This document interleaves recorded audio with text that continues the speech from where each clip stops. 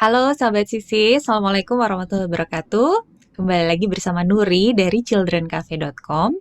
Sahabat, kalau misalnya Anda sudah menyaksikan video sebelumnya, part pertama bersama Dr. Lina Budianti, spesialis kesehatan jiwa konsultan. Beliau adalah psikiater untuk anak dan remaja, sahabat Sisi, dan kita sudah bicara tentang depresi, khususnya tentang definisi, kemudian penyebabnya apa, lalu gejala-gejalanya juga apa. Jadi pada anak dan remaja itu ternyata ada ciri-ciri atau gejala yang agak berbeda dengan depresi pada orang dewasa. Nah, kalau Anda belum nonton videonya, jangan lupa nonton dulu ya. Setelah itu, kita saksikan yang part 2 ini, yaitu tentang pencegahan dan penanganan. Ya, Dokter Lina, terima kasih masih ada di sini, Dok. Iya, sama-sama, Mbak. Dokter, kalau kita bicara tentang penanganan gangguan mental gitu ya, kan memang ada dua ya dok, kita ada yang preventif dan juga ada kuratif. Ada pencegahannya, ada juga pengobatannya atau penanganannya. Nah kalau untuk depresi sendiri, karena kita tadi sudah sempat belajar tentang penyebab-penyebabnya, berarti tindakan pencegahannya itu ada hubungannya ya dok ya dengan penyebabnya ya dok? Betul, pastinya. Boleh dok, silakan dijelaskan dok. Pencegahannya ya, Mm-mm. pencegahannya dulu. Iya, betul tadi seperti yang Mbak Nuri bilang kan, tadi penyebabnya sendiri, banyak gitu ya. Maksudnya, depresi ini, tidak berdiri sendiri penyebabnya, nggak seperti kalau tifus gitu. Kalau tifus itu kan, Mm-mm. oh ini dari bakteri, penyebabnya gitu, udah ketahuan gitu. Tapi kalau misalnya depresi apa ya penyebabnya? Nah, kalau kita menganutnya multifaktor kan, Mm-mm. mungkin seseorang dengan stresor yang sama tidak semua bikin depresi kan gitu, Betul. ada orang tertentu saja. Jadi, nah penyebabnya tadi multifaktor, kalau kita bilangnya biopsikososial. Jadi ada, faktor biologis, ada faktor psikologis, dan ada faktor, lingkungan sosial gitu Mbak Nuril. Pencegahannya ya tentunya meliputi itu semua gitu ya. Nah sekarang, bagaimana secara biologis? Memang, kadang kala kalau secara biologis tuh agak sulit ya, Mhm. kita untuk, mencegah karena dia dia seringkali itu memang, given gitu ya, maksudnya dari sananya gitu ya.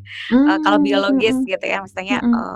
apa, banyak sih misalnya memang ada faktor herediter, jadi memang punya riwayat, keluarga sehingga Keluarga. mungkin dia lebih rentan gitu ya, walaupun Mhm, tidak semua yang misalnya punya riwayat keluarga akan jadi depresi, nggak semua juga gitu. Tadi karena mhm, faktornya banyak kan. mhm. Nah, cuman, faktor biologis ada nggak yang bisa kita cegah? Sebenarnya bisa gitu ya. Jadi waktu nah faktor biologis sendiri kan bisa, itu karena katanya teorinya sih karena mungkin waktu hamil terinfeksi, punya penyakit tertentu atau misalnya Betul. ada infeksi tertentu. Nah mungkin, itu yang bisa kita cegah jangan sampai misalnya kondisi hamil itu karena ada misalnya penyakit tertentu atau kondisi, fisik tertentu itu merubah apa, mempengaruhi, perkembangan otak janin gitu ya. Jadi, Mhm. itu secara biologisnya. Jadi diusahakan ketika hamil itu sehat baik jasmani maupun, rohaninya. Mental. Jadi mental dan fisiknya gitu Fisik ya, dan karena bisa mental. jadi betul, karena bisa jadi, kondisi fisik ini akan, nanti beresiko ya, Mhm, terhadap mhm. perkembangan si anak di kemudian hari, Oke. termasuk mentalnya gitu. Kemudian juga, apa namanya, secara psikologis, Mbak Nuri yang mungkin yang bisa lebih banyak kita, cegah sebenarnya di sisi ini ya, di sisi, psikologisnya gitu. Mhm. Nah, yang pertama, sebenarnya pencegahan, depresi ini tidak, tidak hanya di saat ini gitu ya, maksudnya tidak hanya di periode waktu tertentu saja, tapi sebenarnya Mhm. kalau kita melihat secara lebih luas, sebenarnya pencegahan depresi ini, eee, dilakukan sejak bahkan sebelum anak Sejak lahir gitu kan. oh, oke, Sebelum iya anak iya. lahir sebenarnya kan kalau kita ingin memperkuat psikologisnya tadi gitu kan. Mhm. Nah, Jadi, nah sebelum lahir apa dong yang harus kita lakukan secara Misalnya apa psikologis dong? ya? Kalau tadi kan biologis, berusaha untuk sehat gitu ya, Menjaga, misalnya nutrisi betul. yang banyak, Mhm, nutrisi yang baik maksudnya, bukan yang banyak, nutrisi yang baik gitu, yang cukup, zat gizinya gitu. Itu kan akan memper mengoptimalkan tumbuh kembang otaknya dan sebagainya. Nah betul. sekarang, secara psikologis ya, mungkin sebelum lahir itu, kita mulai dari bonding yang, yang Yang erat ya, kita antara ciptakan ya, ibu betul. Jadi dan anak, ke mhm. betul, ketika misalnya kita mulai hamil, ya kita harus menerima dengan tulus kan, kehadiran si calon anak ini gitu. Karena, kalau dari beberapa kasus tuh kalau kita menemukan nih, eee, anak depresi ketika kita telusuri gitu ya, ke belakang. Nah, sering kita temukan di awal itu memang bonding-nya nggak baik. Jadi menerima penolakan di awal gitu ya, tidak Oh, kehamilannya tidak diterima dengan baik atau misalnya ada mhm, juga masalah-masalah psikologis yang dialami oleh ibu saat, sedang mengandung. mengandung, mhm Betul. Jadi mhm. sebenarnya, eee, upaya kita untuk mencegah depresi itu harus dimulai sejak itu gitu ya, sejak mulai Wow, mengandung kita oke, betul menerima dengan tulus kehadiran mereka ya, mhm calon anak kita, itu akan sangat membantu. Kemudian, ya dukungan dari orang-orang di sekitar juga bagaimana, menjaga kondisi psikologis, ibu juga tetap baik gitu ya. mhm, Nah itu mungkin, pencegahan sebelum, melahirkan ya Mbak Nuri. iya, Kemudian, nah setelah, lahir gitu ya, eee, kita juga, eee, akan berusaha membuat psikologis, seorang anak ini menjadi kuat kan, mhm, sehingga itu jadi, faktor yang, yang faktor protektor atau misalnya faktor yang, mengurangi, resiko ya, resiko terjadinya depresi. Nah ini juga sama karena anak ini unik ya, sedang tumbuh kembang. Jadi memang tampaknya lebih rumit gitu, tampaknya lebih rumit. Jadi dari tahun ke tahun ini, banyak hal yang, memang, spesifik yang mungkin kita perlu, lakukan gitu. Nah, saya sih mungkin, memakai salah satu teori aja gitu ya mhm untuk mhm, untuk pencegahan, kondisi ini. Yang, pertama itu yang mulai attachment gitu ya. Jadi oke, begitu anak lahir itu kan, kita harus berinteraksi dengan mereka dengan interaksi yang baik sehingga nanti, attachment atau ikatan emosional antara, anak, dengan orang tua itu akan, menjadi, baik kalau kita bilangnya attachment yang secure ya, di mana, mhm, anak itu, mmm, nyaman, merasa aman, nyaman, aman, percaya dengan ya, Dok, ya? Mhm betul, percaya dengan orang, yang ada di sekitarnya, orang yang mhm, merawat dia gitu. Atau misalnya pakai teori yang lain yang, dari Erik Erikson itu yang trust teori mistrust ya? psikososial betul, trust mistrust, Mhm, bagaimana, orang tua menciptakan trust buat anaknya. Karena seperti, kita ketahui kan, anak itu, dulu waktu dikandung itu kan nyaman, katanya kayak di nirwana ya.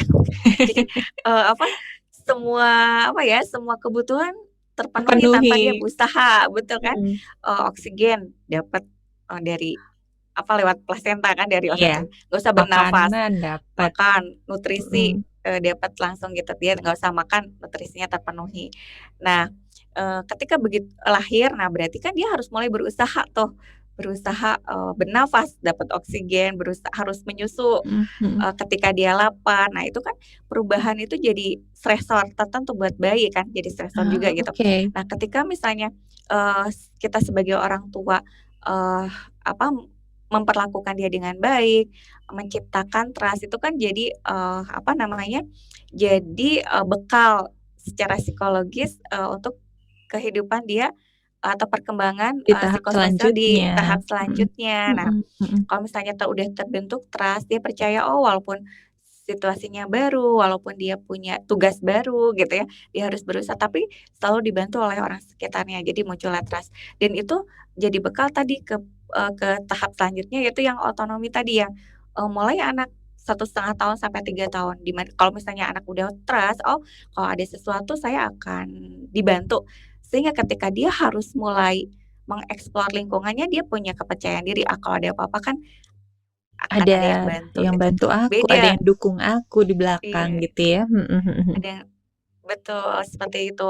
Nah, beda kan kalau dia mistrust, kalau misalnya dia tidak selalu, dibantu ketika dia butuh, akhirnya bagaimana dia mau mengeksplor lingkungan ya, karena dia Jadi pengalaman ragu di ya, Dok, masa ya? betul, Mhm. pengalaman di masa sebelumnya dia kalau kesulitan nggak ada yang bantu gitu, atau ya kadang dibantu kadang enggak, sehingga ketika dia harus mengeksplor itu jadi ragu gitu tadi. Jadi, Mhm. mmm, mau nggak ya, aman nggak ya gitu dari internalnya sendiri. Terus, ketika misalnya udah misalnya berkembang dengan baik fase otonominya dia mulai mengekspor, kemudian dia, mulai kan 3 tahun sampai, 6 tahun itu, fase inisiatifnya dia mencoba gitu, Mhm. pengen melakukan ini, pengen melakukan itu, meskipun orientasinya belum, hasil tapi baru mencoba gitu kan. Betul. Nah sekarang gimana dia mau mencoba kalau misalnya di fase sebelumnya tidak terbentuk ya yang otonomi, kan nggak mungkin mencoba kalau belum mengeksplor gitu kan. Iya, Nah, ketika misalnya anak diberi kesempatan untuk mencoba, kemudian misalnya anak juga, ketika mencoba kita kasih apresiasi, "Oh iya kamu, bisa," akhirnya kan muncul tuh, apa, suatu kepercayaan kepercayaan diri ya, diri, ya, percaya diri betul, self sehingga esteem, ya, self mhm. esteem-nya jadi baik, kan itu jadi faktor protektor. Jadi, faktor yang mencegah, dia, eee, depresi di kemudian hari gitu kan, karena Mhm kepercayaan mhm. dirinya baik. Kemudian juga pas setelah fase, inisiatif kan masuklah fase industri kan, di usia anak sekolah itu. Kalau misalnya fase sebelumnya dia sudah mencoba ini, dia mencoba ini, kemudian di fase industri tentunya dia akan lebih percaya diri melakukan sesuatu dan itu didukung oleh orang tuanya maksudnya sering dikasih Difasilitasi, apresiasi, mhm. difasilitasi betul, Mhm dikasih mhm. kesempatan, fasilitas, kemudian diapresiasi gitu, capaian-capaian, yang dia, sudah bisa, eee, raih gitu ya. Iya. Tentunya itu jadi bekal, dia percaya diri kan di fase selanjutnya, di fase remaja gitu. Mhm Nah, mhm. ketika dia, di fase remaja itu punya kepercayaan diri, punya, apa ya, punya prinsip gitu ya, punya Iya, prinsip hidup, tidak mudah pengaruhi oleh lingkungan sekitar yang kurang baik. Nah, tentunya itu jadi modal dia, untuk terhindar dari depresi juga kan, Mbak betul. Nuri, gitu. Di remaja Jadi, itu berarti tahapannya yang self identity ya, Dok, ya? Yang iya, pembentukan eee jati diri itu ya? Oke oke, betul, mhm. iya. Jadi, nah itu mungkin, usaha pencegahan depresi itu sebenarnya dimulai sejak dini gitu. Jadi, Sepanjang eee, usia ya sebetulnya ya, sepanjang sepanjang usia usia anak, mhm betul mhm. betul. Jadi memang tugas orang tua ini nggak mudah ya. Jadi apa namanya tuh, usaha sepanjang sepanjang masa ya, Sepanjang masa, sepanjang betul. sepanjang iya. Jadi, apa, itu jadi, jangan maksudnya kita juga tidak bisa banyak berharap pada anak kalau misalnya sejak awal kehidupan kita tidak memperlakukan dia dengan baik gitu, Mmm, ya mhm kan, mhm. jadi kalau kita memang ingin mencegah, kita, apa, tidak ingin anak kita misalnya, suatu ketika jatuh ke dalam, depresi ya, harus Mhm. dimulai sejak tadi, sejak dini, apa, Oke oke. pencegahannya, gitu. Jadi intinya tuh, Dok, kalau kalau boleh saya simpulkan, nanti kalau salah tolong dikoreksi ya, Dok. Iya iya. Jadi Oke. intinya itu, kalau untuk mencegah, supaya jangan sampai anak kita mengalami depresi, berarti tugas orang tua itu adalah membantu untuk membangun, konsep diri yang baik gitu ya buat anak.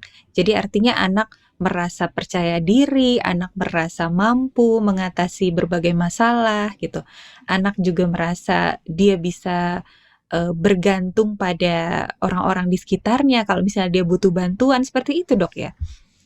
Iya, betul, Mbak Nuri. Mhm Jadi, mhm mhm. jadi peran kita adalah, apa ya, mendukung anak untuk mencapai atau meraih, tumbuh Kembang kembang optimal itu tadi. psikososial yang Mhm optimal, betul. mhm mhm. Tadi, ya yang Mbak Nuri bilang kan, bagaimana anak merasa dibantu. Nah, ketika suatu, waktu nanti anak jadi mandiri gitu ya. Jadi, tidak artinya selalu dibantu tidak, tapi ketika anak di awal kehidupan merasa dirinya dibantu, percaya diri, nanti di kemudian hari bahkan dia bisa mandiri gitu ya, Betul.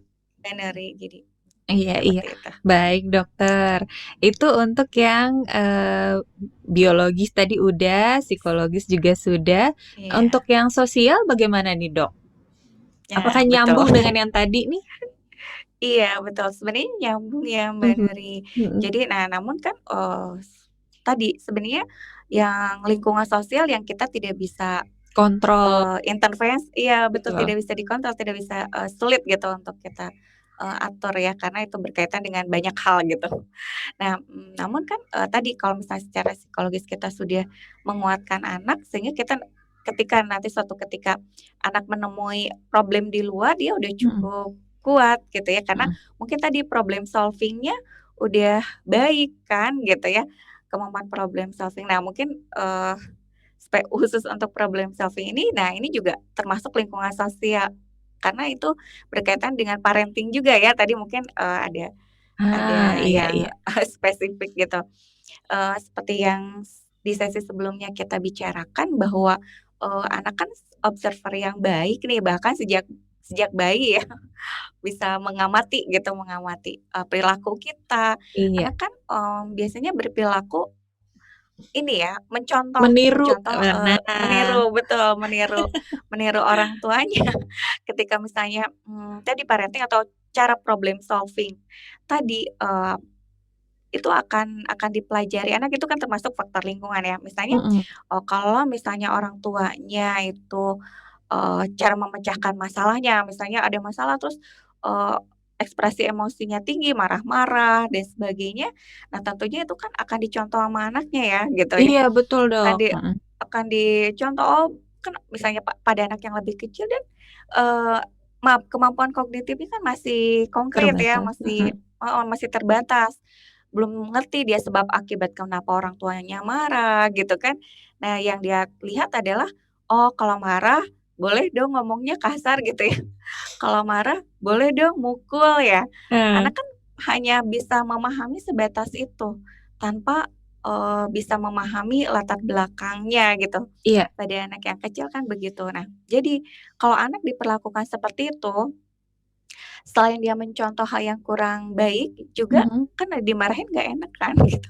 Itu iya, juga jadi, stresor lingkungan kan, gitu ya Mbak Nuri ya. mhm mhm, Terus, juga kalau misalnya pada anak yang lebih, besar nih, kalau misalnya nah, sebenarnya ada kaitannya ketika misalnya anak tadi kan dikasih kesempatan, waktu kecil kayak di fase inisiatif, fase industri itu kan sebenarnya mereka berlatih problem solving juga kan.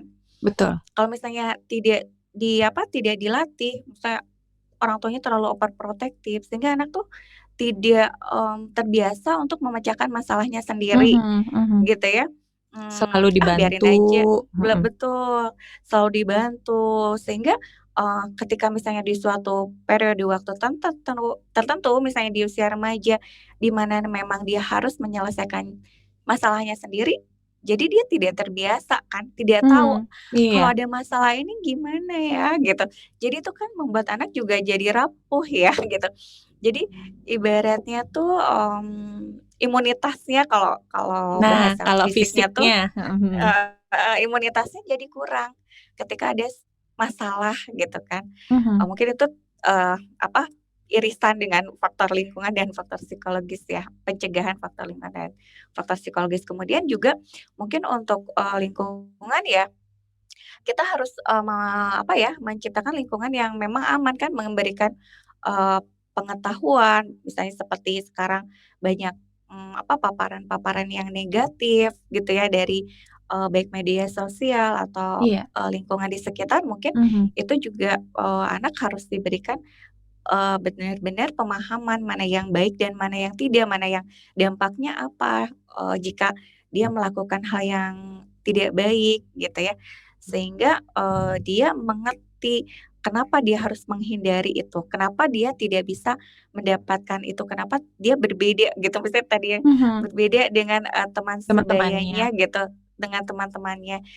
Jadi mungkin itu orang tua perlu memberikan pemahaman supaya dia tadi imunitas, terhadap masalah, lingkungan sosial jadi lebih kuat gitu, Mbak Nuri. Iya iya, apalagi anak remaja kan harusnya sudah bisa diajak ngobrol ya, Dok, ya, udah bisa diajak Betul, diskusi gitu ya, mhm, diskusi, mhm betul mhm. betul, Oke, seperti itu mungkin. baik baik, itu untuk pencegahannya, kalau kita lihat memang peran orang tua nih luar biasa ya, jadi memang, baik dari sisi yang biologis, psikologi maupun yang sosial itu juga, tidak lepas dari peran orang tua. Jadi, sahabat sisi ya pastikan kita, jadi orang tua yang memang, eee, bisa membantu anak kita untuk tumbuh kembang dengan optimal, itu tadi. Nah, sekarang kita akan masuk ke bagian yang penanganan dokter. Kalau misalnya, Mhm. memang sudah terjadi. Nah, biasanya bagaimana sih menangani, anak yang depresi? Silakan dokter. Ya. Ya kembali lagi Mbak Nuri. Jadi Mhm karena tadi penyebabnya cukup kompleks gitu ya, mhm mhm. penanganannya juga memang, harus secara komprehensif juga, meliputi biopsikososial gitu ya. Jadi, penanganan biologis saja biasanya kalau biologis lebih ke arah kita memberikan misalnya obat-obat tertentu kalau sudah berat gitu ya, Mhm. itu saja tidak cukup gitu karena tadi penyebabnya pun biopsikososial kan gitu. Betul betul. Jadi kalau misalnya, eee, jalan terakhir intervensi biologis diperlukan, biasanya kita memberikan, obat tertentu karena gini, kalau secara teori, Mhm. depresi itu kan sudah suatu penyakit gitu. Jadi depresi itu bukan sedih-sedih biasa, bukan, putus asa biasa, Mhm bukan mhm. kurang energi biasa, tapi kalau sudah depresi itu sudah melibatkan, fungsi biologis. Kalau kita, bilangnya memang karena stresor yang mungkin cukup berat dan, belum ada penyelesaiannya dalam waktu yang mungkin, cukup lama akan merubah, fungsi biologisnya. Kalau kita bilang, mungkin ada masalah di fungsi serotoninnya gitu ya, di Mmm, zat mhm. kimia yang ada di otak itu memang, berubah sehingga anak sudah tidak bisa orang yang depresi itu, kadang sulit untuk berpikir lebih Logis ya, rasional. Nah, oke betul oke. logis. Iya iya, Jadi mhm. dengan bantuan, tadi misalnya obat, kita berharap fungsi biologisnya baik sehingga nanti anak atau misalnya orang yang sedang depresi itu bisa lebih berpikir rasional sehingga, Mmm. nanti,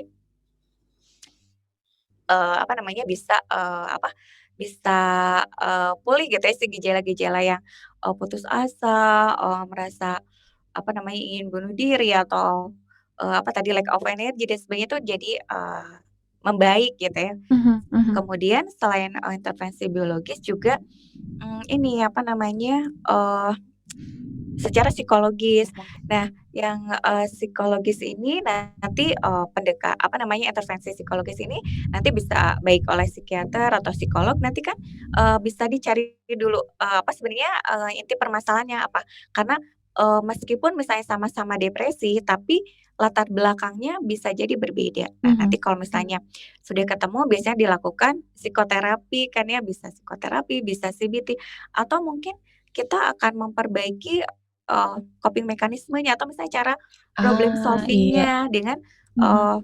cara melatih mereka cara problem solving yang lebih baik. Sehingga misalnya kalau di kemudian hari ketemu masalah yang sama, dia sudah punya skill yang baru yang bisa menyelesaikan masalah itu sehingga masalah yang awalnya jadi stresor, karena bisa diselesaikan dengan baik, jadi sudah tidak jadi stresor Stresor lagi, lagi. seperti itu. Mmm, mhm Heeh, mhm. itu jadi psikologis ya Iya, pendekatan. jadi Iya, jadi intinya kalau psikologis itu, konseling ya, Dok, ya? Jadi mhm, dicari masalahnya apa, itu biasanya tidak hanya anaknya tapi orang tuanya juga ikut ya, Dok, ya?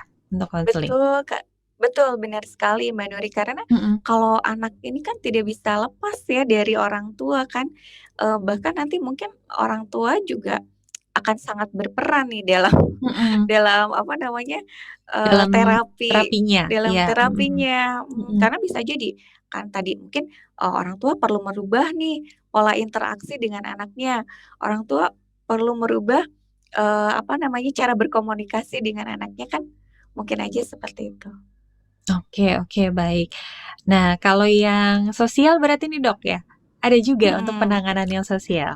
Iya, iya betul. Jadi memang, tadi lingkungan sosial itu berarti kan kita sebenarnya lebih banyak ke memilihkan atau ya misalnya mengarahkan dia, eee, melakukan atau berada di, lingkungan yang lebih baik gitu ya. Mhm mhm Nah, tapi mungkin caranya tadi dengan kalau remaja kan dengan, tadi bisa memberikan pemahaman gitu ya dengan mhm metodenya dengan diskusi dan sebagainya.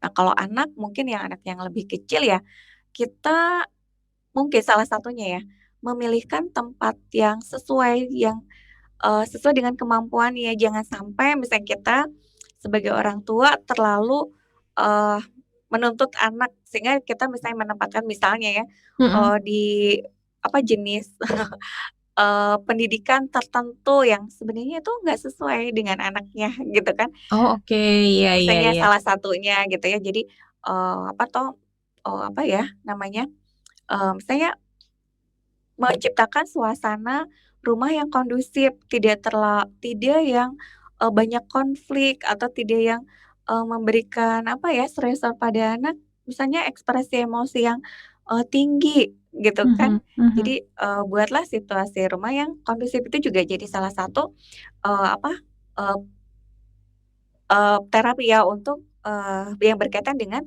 lingkungan sosial kan, Iya gitu. iya. Jadi, mengurangi atau bisa meminimalisir, stresor yang akan dihadapi oleh anak, gitu. Oke oke. Mmm, Dokter Lina, saya mau tanya deh, kalau misalnya ada anak atau remaja yang memang sudah pernah mengalami depresi, kemudian, dilakukan terapi. Nah, apakah mhm, pulihnya itu bisa 100% pulih, Dok, mhm, kalau untuk iya, depresi? Mhm depresi, iya. Iya, Mbak Nuri, betul. Kalau sebetulnya kan apa, di psikiatri sendiri ya, gangguan psikiatri itu bermacam-macam, sama dengan fisik kan, ada mhm, yang ringan, sedang, dan berat. Ada betul. yang bisa sembuh sempurna, ada yang, sembuh tapi dengan, pengobatan, ada yang, memang ada ininya, ada apa namanya, ada kayak bekasnya gitu ya, Bekasnya, iya, ada tadi saya juga mau bekasnya bilang gitu. bekas. Gitu. Iya Jadi, iya, sama, di psikiatri juga begitu. Nah, kalau depresi sendiri sebetulnya termasuknya gangguan yang bisa sembuh sempurna gitu mmm, ya, mhm, tergantung tadi, bagaimana kita, menanganinya. Misalnya, oke, kita memperbaiki, apa, faktor, sosial lingkungan sosialnya, sosialnya, mhm. support yang kita berikan seperti apa, kemudian secara psikologisnya kita, tangani dengan baik dan mungkin kalau diperlukan secara biologis itu dilakukan dengan, maksimal. Nah, biasanya, eee, bisa tuh sembuh sempurna kalau depresi gitu ya, Mbak Mhm Nuri. mhm. Oke oke, baik. Eee, dan apakah ada kemungkinan untuk kembali terjadi, Dok, di masa depan untuk anak yang sudah pernah depresi? Tergantung itu lagi Iya. tadi ya, treatment-nya seperti apa ya? Mhm. Betul, betul Mhm Mbak Nuri, kalau misalnya mungkin terjadi, ya mungkin saja terjadi, karena kan orang yang pernah depresi juga bisa depresi kan. mhm mhm. Jadi orang yang pernah depresi juga ya bisa Bisa depresi. depresi lagi ya? Iya bisa. Heeh heeh. Tapi tadi, Oke. harapannya tadi kan makanya intervensinya biopsikososial tadi kan, Mhm kalau mhm. misalnya kita tidak perkuat dengan, psikologisnya, tadi dengan misalnya memperbaiki cara dia memecahkan masalah gitu kan. Nah nanti kan kalau misalnya ketemu masalah lagi dia bisa depresi lagi. Tapi kalau misalnya kita perkuat, seandainya ada masalah lagi, dia sudah bisa selesaikan dengan baik sehingga, dia jadi lebih kuat gitu. Jadi, apa Mhm namanya, dia bisa selesaikan dengan baik masalahnya jadi tidak jadi stresor mhm. untuk dia dan depresi tidak terjadi, gitu. Oke oke. Jadi memang, apa, harus tuntas dan menyeluruh gitu ya, Dok, ya? Jadi jangan Betul sampai betul. setengah-setengah, di tengah jalan kemudian berhenti gitu ya psikoterapinya atau treatment-nya, Iya, karena betul. ya artinya kalau tidak tuntas nanti ada resiko ke depannya bisa terulang kembali gitu, Dok. Sebenarnya nggak cuma betul betul. depresi ya, Dok, ya, untuk Iya. untuk Yang hampir lain semua gangguan juga seperti itu ya, sebaiknya memang sampai betul sampai selesai gitu, sampai sampai betul lengkap semuanya. Oke oke, betul, menyeluruh. menyeluruh ya. Dokter, Iya. kalau boleh tahu ini sedikit, mengenai data atau mungkin tidak harus persis gitu ya angkanya, tapi kalau pasien depresi anak dan remaja sendiri yang dokter tangani atau yang, terdaftar di RSJ Provinsi Jabar atau misalnya di tempat lain yang dokter ketahui, itu termasuk tinggi atau bagaimana, Dok? Iya, iya Mbak Nuri. Jadi, kalau dari, pengalaman klinis saya ya, maksudnya yang Mhm sehari-hari saya tangani mhm memang cenderung sih kalau sekarang itu cenderung meningkat ya. Mungkin mhm beberapa faktor yang membuat, mhm hal ini terjadi.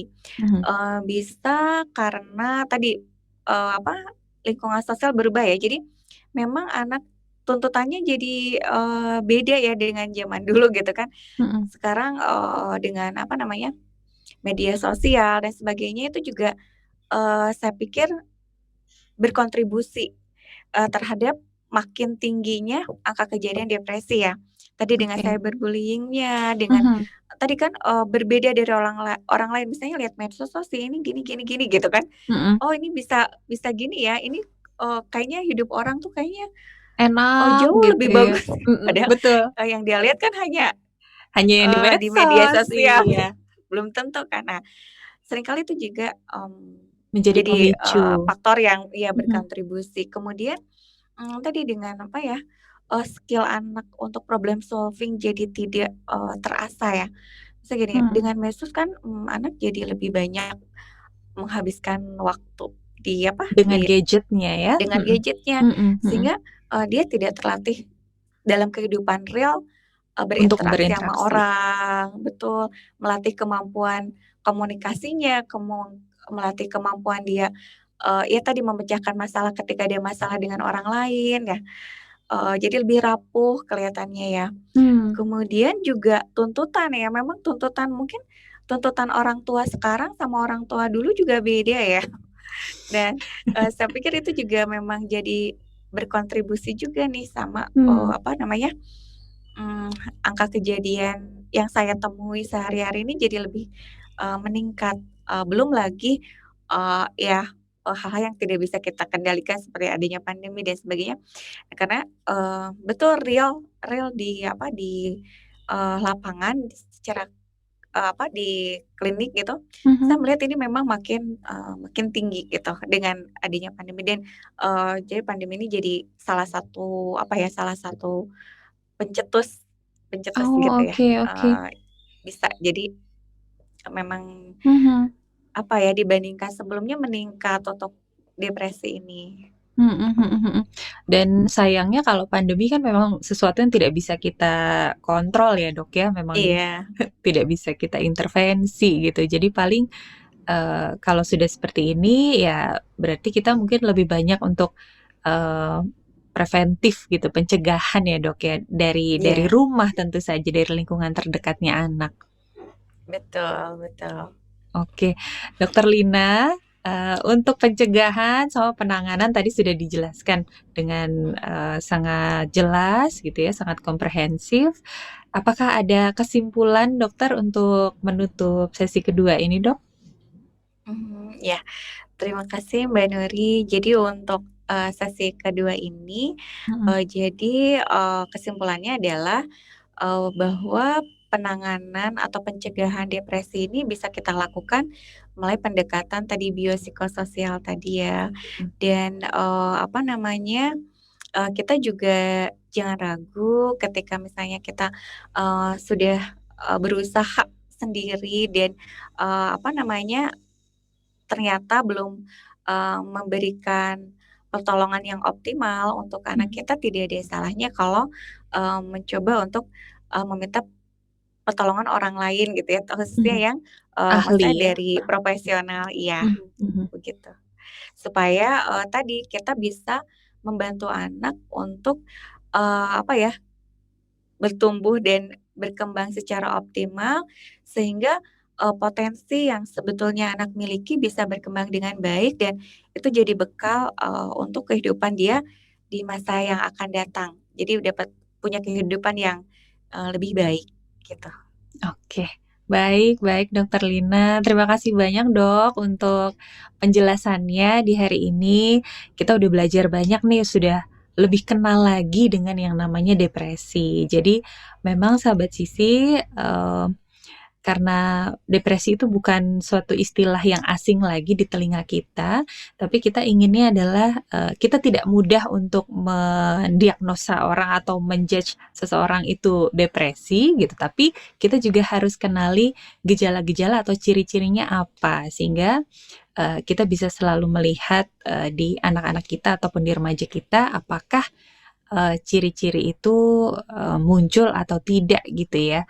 Jangan sampai itu terjadi. Tadi juga untuk pencegahannya sudah disampaikan oleh Dokter Lina. Mudah-mudahan Anda, mendapatkan banyak sekali manfaat dari, talk show kali ini, sahabat Sisi. Dokter Lina Budianti, SPKJ, konsultan. Beliau, psikiater di Rumah Sakit Jiwa Provinsi Jawa Barat dan juga di Rumah Sakit Hermina Arca Manik Bandung. Mungkin beberapa di antara Anda juga ada yang sudah kenal sama Dokter Lina mungkin ya? Yang belum boleh nanti kunjungi beliau saat berpraktek, sahabat Sisi. Tadi seperti yang pesan yang disampaikan Dokter Lina, kalau misalnya, kita merasa memang sudah membutuhkan bantuan, datanglah ke profesional ya. Mudah-mudahan bisa membantu kita semua.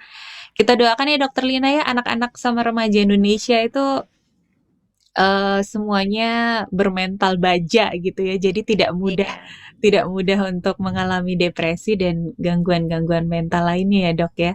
betul, amin.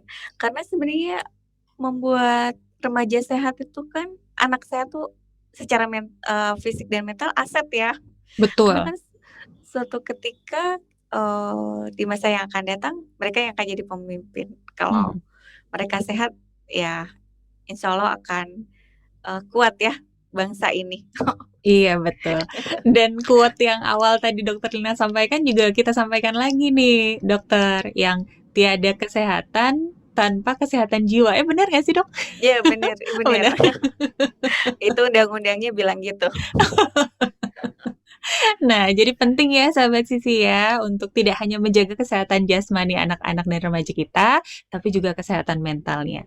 Terima kasih sudah menyaksikan talk show ini.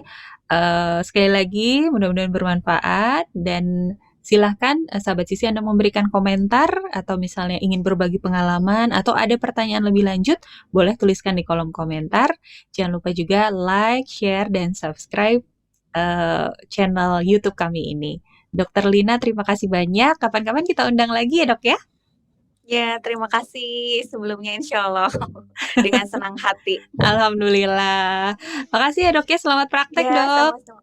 Iya, terima kasih. Assalamualaikum warahmatullahi Assalamualaikum. wabarakatuh. Waalaikumsalam Waalaikumsalam. warahmatullahi wabarakatuh.